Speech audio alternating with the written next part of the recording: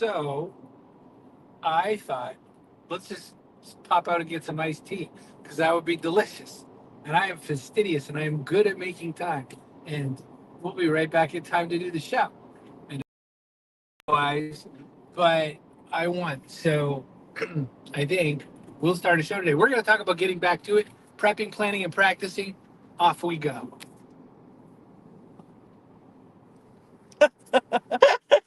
Yeah, you're really good at pushing buttons. I did the backpack question instead of the backpack intro. Still not doing it. Hi everyone, Tim Kitzrow from NBA Jam and NFL Blitz, welcoming you to The Backpack Show. Your hosts, Chris Brogan, Kerry Gargone, Boom Shakalaka. Backpack Show.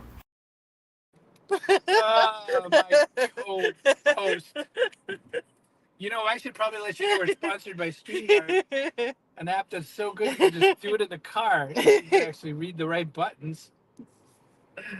Don't stream and drive. It's so irresponsible. Luckily, if you have a co-host, it's safe. Yeah, I'm driving. She's driving the show, pushing the right buttons. No, leading. no. All right, so look, we're talking today about prep work. We're talking about fall. Carrie's lead-in is that back to school is in the air, even though we're all, school was a little while ago. But I want to talk to people about that. I want to see what everyone has to say once we can access more buttons like comments and all that.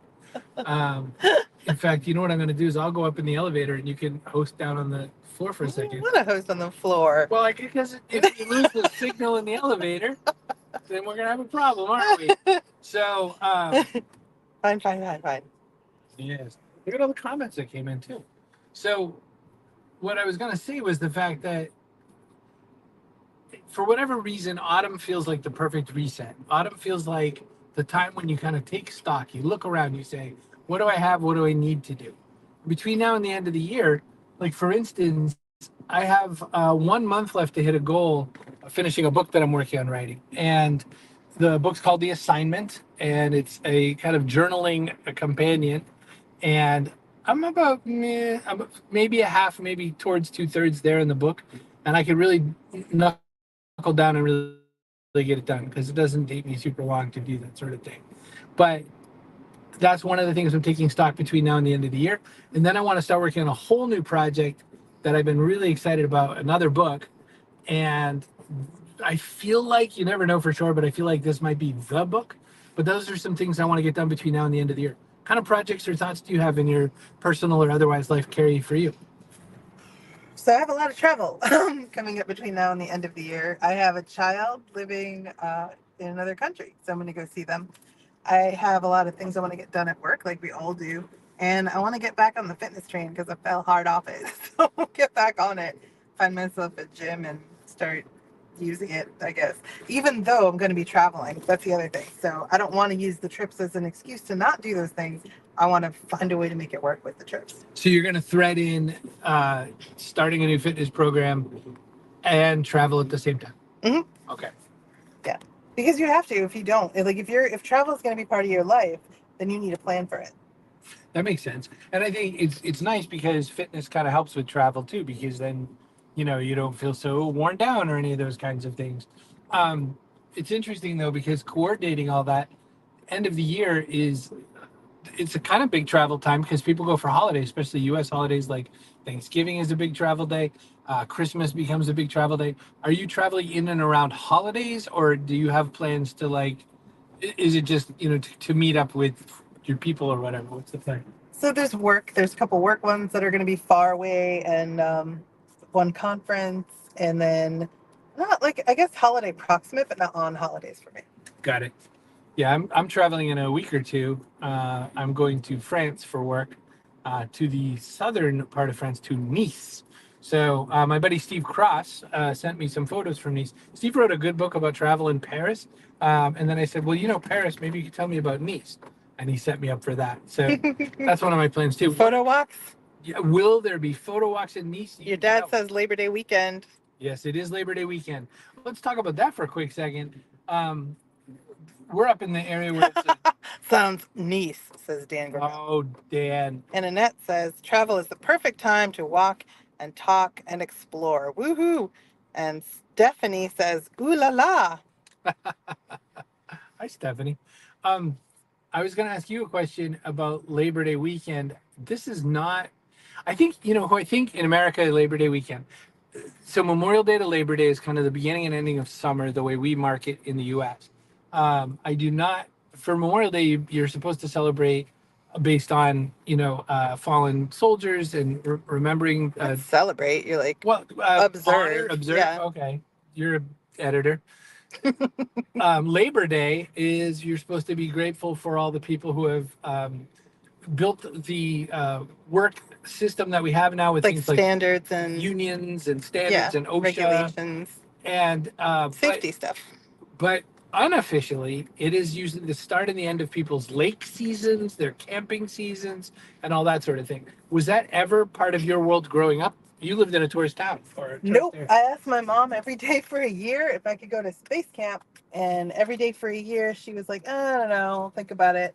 And yeah, then I gave up. And later on I said, Mom, why didn't you ever let me go to space camp? And she said, you stopped asking.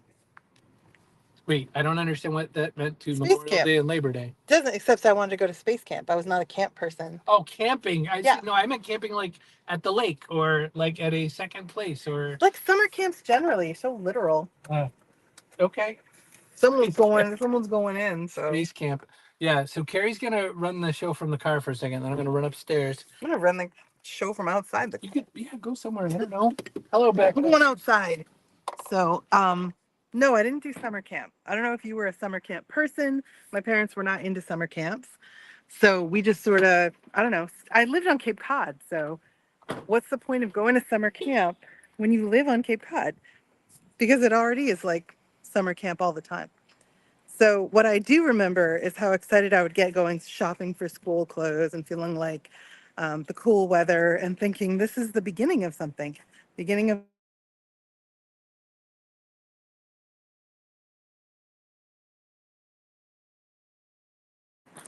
even though I'm past school. I actually graduated from high school a year early, and I still have nightmares that they're going to make me go back again. So hasn't happened yet. It makes me nervous. There's a mail, yay! So yeah, we were not campers. Let me see what the rest of you have said about that. Never did summer camp either. Just caused trouble around the neighborhood. Yep, that's the situation. I had summer friends that would come because I grew up on Cape Cod, so summer friends were more fun than summer camp. Open and closed this summer at the Beachcomber in Wellfleet. Nice. The last 25 years. And Stephanie Cord-Miller says totally. Yeah, I know right where the Beachcomber is. It's so funny. So it's funny to grow up in a resort town. Your rhythms are all kind of off. Like summer is exciting because there's new people around. Then winter comes and there's no one around. So I still couldn't tell you which one I like better, but I think the benefit of years has led me to appreciate solitude. I appreciate feeling like the weather's cooling off. I'm going to get started doing some things. I know it's weird. It's not like New Year's Day or something. But for me, it feels like a new beginning. So I'm going to buckle down and do some stuff so that by the time New Year's comes around, I'll be, I hope, proud of what I accomplished. Sort of like I used to run cross country, and when I would run through the woods, I was kind of like, all right, I guess this is what I'm doing.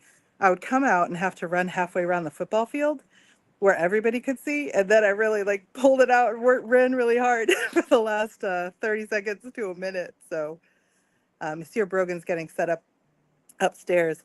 But we've been having some really interesting conversations this morning about what we're trying to get done before the end of the year. And we thought it would be a good time to check in with all of you about your fall reset and how things are going. So is fall for you a busy time that you kind of dread? Like back to school is very busy, or do you like it? Because I like it, but my kids are also 18 and 16. So it's a little different for me now than it was when they were little. I don't know how you feel about back to school. I always enjoyed it. For my kids too. And now that they're older and school's done for one of them, the other one's online, I am totally good. Like I'm ready to go with, I guess, 2 or 3 pretty big initiatives, including trying to get fit again. I used to go to the gym every day before the pandemic, and then I didn't because I was in the South and I thought the pandemic was dangerous. Hello. All right, I'm gonna come upstairs then. Hey, when you do, I dropped my camera lens thingy, so the cover. Oh, sure. Okay. Take a walk and look. Hey, look at me. I'm here. I don't know what she was talking about, so here we go. Never did summer camp either, just caused trouble. I was a Boy Scout, so I did a whole bunch of summer camp. Summer is such a different time than autumn in so many ways. Summer, you're thinking, how do I relax? What do I do for fun? Maybe we should get away. Maybe we should see people. Isn't it interesting that autumn, it's like, okay, well, back to work. We got to do some stuff before winter comes. We're not especially seasonal, right? Like, it's not like the whole world needs, a seasonal kind of experience. And yet that's kind of how we think, isn't it? One thing I tend to do come autumn is I start thinking about my planning for 2025, because it's weird how many people start planning for 2025 around December. So I'm curious to know what anybody does or doesn't think about that, like what you do or don't do in that regard, because I think that that's one of those important scenarios that we have to start looking at, is how do we plan for the year ahead? And so one example of that is that as I start looking for the next year, I did this thing, I'm forgetting who, there's somebody who has a book about this, and what it is it's basically they plan for quarters. And they call it something different, though. It's called, like, I don't know, the 12-week something or other. But if you think about it, that's basically quarters. And I think that since reading that book, I've really changed my mind and my view of, if I can do at least quarterly planning, then I have more chance of getting more things accomplished. When we plan by the year, we run into trouble. Stephanie says that she's always planning us out 6 to 12 months at a time. So yeah, see, so that's, I think that if you plan on the week, then you have a problem. If you plan on a month, maybe you do okay. But I've said something for decades now, which is your day is your week, is your month, is your year. And I think that it's really important to remember that what you do on any given day is important. But then also, in the process of things, what we find out is that if you plan for your year, and then break it into quarters, and then break it into what you're doing, next thing you know, you're in a slightly better planning experience. Did you find that plasticky thing? I knew it was going to happen one day. And that says, fascinating how our seasons and temperatures affect seasonal resets, yes, versus the freedom of sunshine and a beautiful cadence all year. Yeah, no, that's very interesting about the all year, because you live in a warm climate. My guess is it is slightly different. We have full-on seasons. Some people joke that you basically here you have winter and not winter. So it's different, though, as the global warming comes out. Yeah, so Stephanie using 13-week cycles. Yeah, that's what I was trying to think about as well. So, one thing I forgot to say earlier, well, I said it, but I didn't show it. Look at that. We're sponsored by StreamYard. Okay. You want to make your own show, go to cbrogan.net/StreamYard. You can set up this, and you could start a show in a car whipping down the highway, because I don't know how to plan to go out and get a beverage. And then you can end up on the show just in time. Anyone who works with me knows I loathe tardiness. I always am on time. I want to be more than on time. And so I'm smacking myself around for it, but also trying to show grace, mostly smacking myself around. That all said, another thing to ask is, what sorts of things can you let go of? This year is, 3/4 of the way over practically. What did you think you were going to do this year that maybe you aren't? And I'm curious to know anyone who wants to comment on that in the comments. I would love to hear your point of view on this. But to me, it is so interesting to think through, are there things that you need to let go of?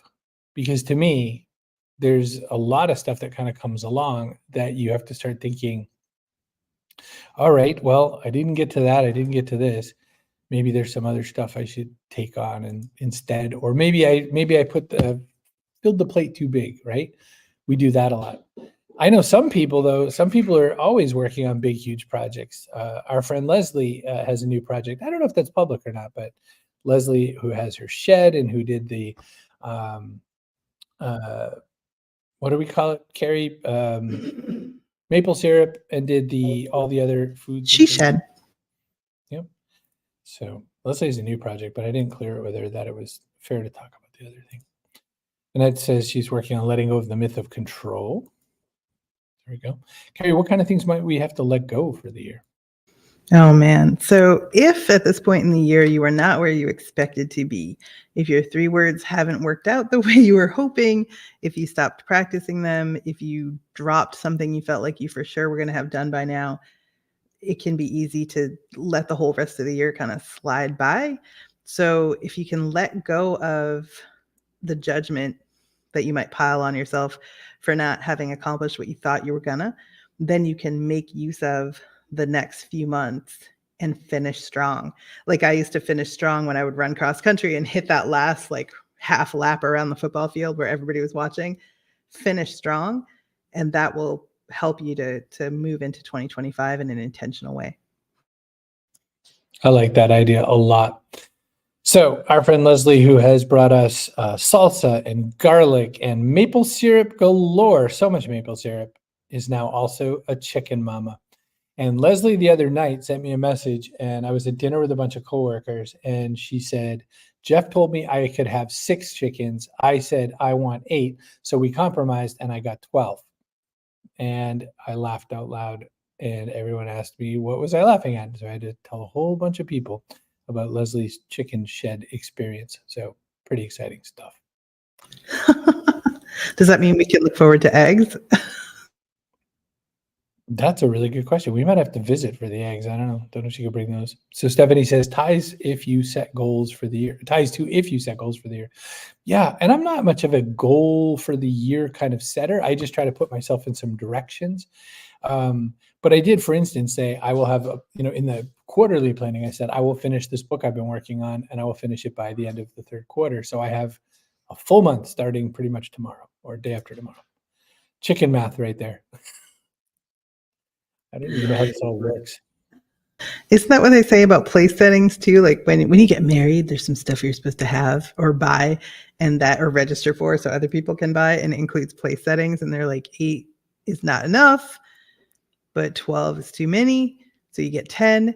And I think at the end of the day, we ended up with 4 because they discontinued the one pattern I could live with. And so for years we had 4, and I think we used those 4 place settings like once. So just shows you what we needed was 0. But I'm sure it'll be better with chickens. Chicken math is better. As you were saying that whole thing, and as I was thinking about the chicken math as well, I started thinking also of hot dog math, because what is it, like the packaging comes with like 12 hot dogs but 8 buns or something like this. It's just this shenanigans there as well. So I don't know. It feels like the world is an uneven place. Setting goals for the year. I still think it's possible, even if you don't set a really definitive goal, to have an idea that this is going to be the year you X. So like, this is going to be the year I get fit, or this is going to be the year I finally figure out, like, I don't know, volunteering at my kid's school, or this is going to be the year I write that novel or start on that novel or take that trip. And if you haven't by now, it's not exactly a goal. It's more like a hope or kind of a way you'd like to be. Even if you're still not there, just give yourself a little bit of time to breathe. And you don't have to make excuses. Even there's no excuses, like no one's keeping track of stuff. It's just you and what you would like to accomplish. Maybe take some time to reflect, because if you haven't done something by this point in the year, maybe you actually don't want to. Like really, like maybe you were doing it because you felt like you should, or because you had an idea that it would be beneficial somehow, but in your heart of hearts, it really wasn't what you wanted to do. So either move forward with what you for sure want to do and you've dropped the ball, or maybe just don't do some of the things you thought at the start of the year were things you should do. This is a troubling statement until I sort of parsed it in my head while I was listening to you. My dad said we had 7 children, which is not true, and said plus our sons, which is true. So we gave 24 chickens because math isn't easy. I believe this is the story of my dad supplied the Gleason family, who has 7 kids, with all kinds of chickens, of which we also had some chickens. And so there were 24. This is a story I believe I told you one time, where it was cute when they were chickadees and we were playing with them when they were chickadees. And my little brother and I did not understand that these chickens were food chickens. And so when it came time for the slaughter, we were like, oh no, my chicken. And they said, basically, don't kill those 2 chickens. And as a kid, I thought, That is true. And they did not kill the chickens while we were there. I'm sure by the time the wheels left the driveway, those chickens were dead. So yes, my dad was trying to say, our friends have 7 children and my 2 sons, and we bought 24 chickens. And then he writes details. Stephanie says, I'm such a nerd that I have a document with my personal goals broken down into categories like personal, professional, health, learning. If that's the type of person that you are, man, like go for it. I think that's great. It's accountability. There used to be an app called Streaks. I think that you used it too, that would tell you like, hey, you've worked out every day for 7 days, 12 days, 15 days. Whatever. And then if you broke your streak, you were back to 0. But I mean, while you're on it, it feels really good and it's motivating. It's like, I got to go do that thing. So whatever motivates you to do the things that you want to have done, I say go for it. Plus, documenting something makes it easier for you to make progress on it. Like you can break it into small incremental steps and feel like you're making some headway, even when the things you do feel small in and of themselves. Journals work for that, especially the bullet journal method works for that because they have sort of planning methodology and technology in there. So that's definitely a way to get it done as well. So I think that's exciting. And I think there's a lot of opportunity to making that true. So that's what I got for that. I never, even at like the core of running my own business and all that, I had certain goals. Like I had revenue goals. I had some things that I wanted to do. I think one of the things that's probably true, this probably what Stephanie would agree too, is that without goals, you don't get as far as you do with goals. But with goals, you can also sometimes be chasing the wrong thing. Because to me, a goal is a map, and they always say the thing in the map is not the territory. So every now and again, you've got to get in the direction of something, but maybe not necessarily the specific thing. So maybe there's some detail to that. But I am interested in thinking about, as you're planning for the year to come, let's say we're starting to plan between now and the end of the year. Another challenge that happens a lot of times is that we leave too much on the table at the end of the year. We leave a few months worth of planning undone, and we go, I finished out the year's done or whatever. Like we coast a lot. And so I think that one of the things we should contemplate is that we should always use the time we have, because we don't know when we don't have it. And we don't have to fill every little nook and cranny with it, but it definitely is useful. If there's time for prep, that's a time that when other people kind of waste some time, it's a great way to get ahead. There's a lot of times we feel like we've fallen back. I think there's many opportunities to get back ahead again. Hey, you want to come do the show again? Here you are. You were on a roll, man. I didn't want to interrupt you. You like to be on your side. So I'm a big believer in kind of the universe as a force for helping bring you the things you need and want. So manifesting, not in like some weird woo-woo way, but if you don't name what you want, if you don't kind of spec it out, then it's a lot less likely you're going to get it. So for some people, that means writing it down in a journal. For other people, that means talking about it with others. For some people, it means focusing on the thing, just kind of holding a picture of it in your mind. Whatever you're doing, however that works for you, I do think your goals have to be clear to you, clear enough that the universe can bring things into focus and put things in place for you. What it means, practically speaking, like there might be a universal force bringing you to what you need or whatever, or it might just be that now you're paying closer attention to opportunities you might have missed before when you hadn't put in the thought to kind of clarify and refine what it was you wanted.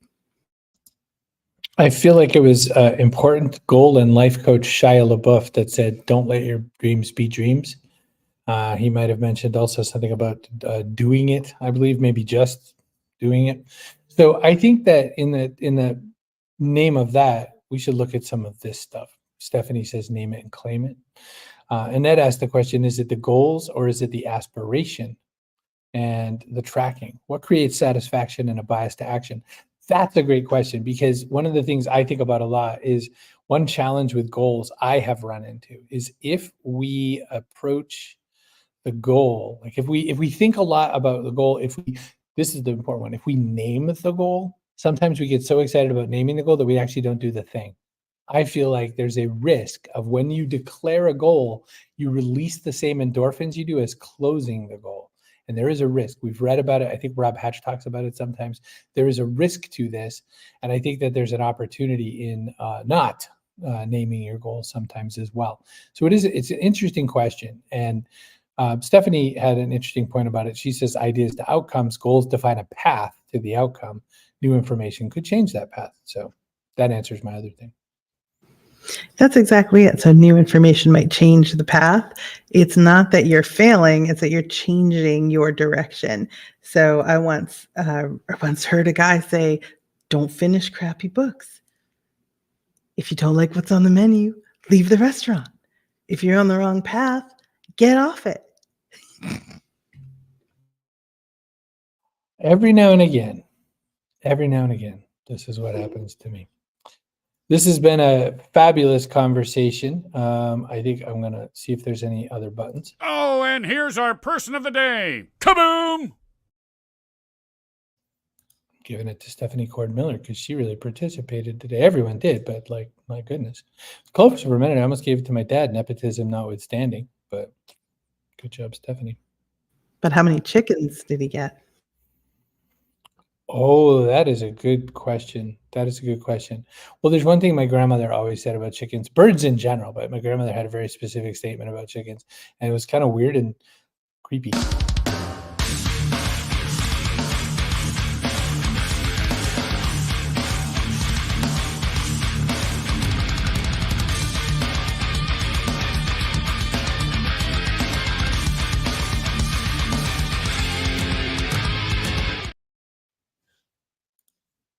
Person of the day.